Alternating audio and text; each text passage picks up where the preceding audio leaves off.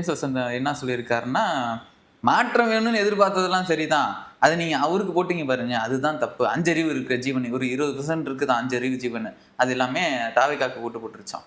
மாற்றம் வேணும்னு எதிர்பார்த்து இது வேணான்னு முடிவு பண்ணிருக்கலாம். ஆனா நீங்க அங்க போய் போட்டீங்களே, திரையிலேருந்து வந்தவொடனே சினிமாக்காரன் நம்பி போய் போட்டீங்களே. அவருக்கு அவன் வந்து 7ம் தெரியாது, 8ம் தெரியாது, 1ம் தெரியாது. பார்த்து பரிதாபம் படணும் அவரை.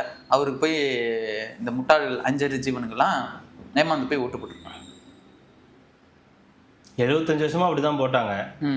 இந்த தடவை தான் கரெக்டா போட்டிருக்காங்க அப்படின்னு அப்படியும் கூட பார்க்கலாம்ல மக்கள். அவர் என்ன சொல்லியிருக்காருன்னா, திமுக வேணாம்னா நீங்க அண்ணனுக்காவது நீங்க போட்டு லூசா நீ மாற்றம் வேணும்னு ஓட்டு போடுறாங்கன்னு சொல்ற.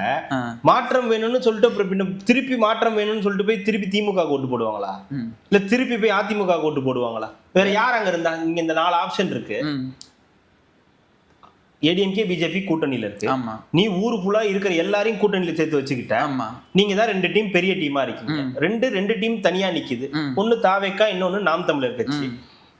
விஷம் கூட குடிப்பா, அங்க போய் ஓட்டு போட மாட்டேன்றான். அதுதான் இப்ப அவர் எதிர்பார்க்கிறாரு. அதுதான்யா, விஷம் கூட குடிச்சிடுறேன், எனக்கு அந்த தக்காளி பழம் மாதிரி ஒண்ணு தொங்குதுல, அதை எடுத்து கொடுங்க, நான் சாப்பிட்டுறேன், அரளி விதராது அப்படின்னா பரவாயில்ல என்கிட்ட கொடுங்களேன் அப்படின்றான். நான் அதுக்கு ஓட்டு போட மாட்டேன்றான். மாற்றம் வேணும்னு சொல்லி ஒட்டுமொத்தமா போய் நோட்டாக்கு போட்டுதான் சந்தோஷப்பட்டு இருப்பீங்களா?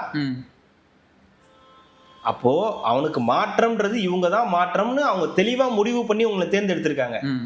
5 அறிவு ஜீவனா தான் போய் ஓட்டு போட்டாங்க, உண்மைதான். ஆனா 3 அறிவு ஜீவனா இருக்கீங்களே நீங்கெல்லாம்.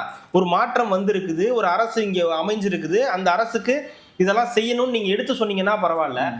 வைத்திருச்சலாவே எந்த நேரமும் சுத்திக்கிட்டு இருந்தா 3 அறிவு ஜீவன் கூட கொஞ்சம் யோசிக்கும். உங்களுக்கு அந்த யோசனை கூட இல்லையே.